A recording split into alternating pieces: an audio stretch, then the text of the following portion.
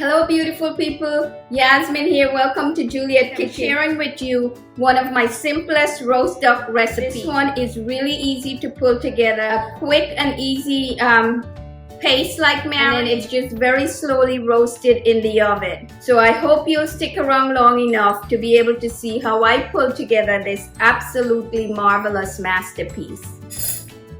Okay, so I have my duck here. This is a Muscovy duck that's just about 4 pounds, and I've rinsed and dried it.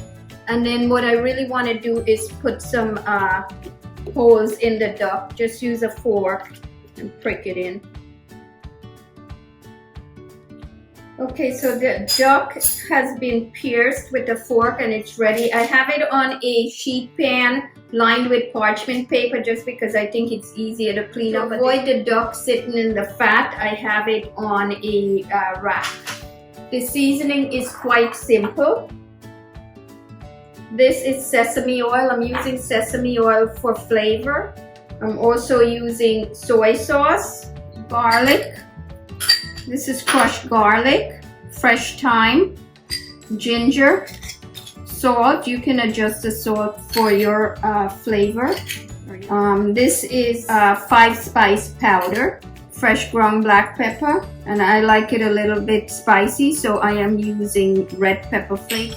Okay, you just mix it into a paste. It smells amazing. It's going to be super delicious. Okay, and now what I want to do is just season the duck all over, inside the cavity.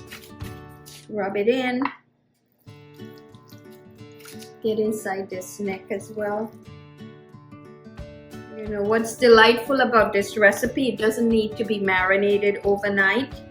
And now what I just want to do is tie the drumsticks together. If you don't have kitchen twine, you could take a piece of foil wrap and make it into a wrap.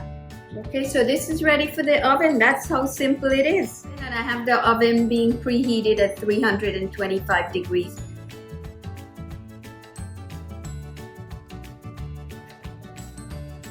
Okay guys, our duck is ready. This came out at 180 degrees, but it will still be very tender. And if you could only smell the deliciousness in here. I'm going to let this rest before slicing it, at least 15 minutes or so. It'll continue to cook as well. My favorite part of cooking, tasting. The flavor's perfect. I hope you'll take the time to try this recipe and enjoy it as much as we do around here. Until next time, happy cooking!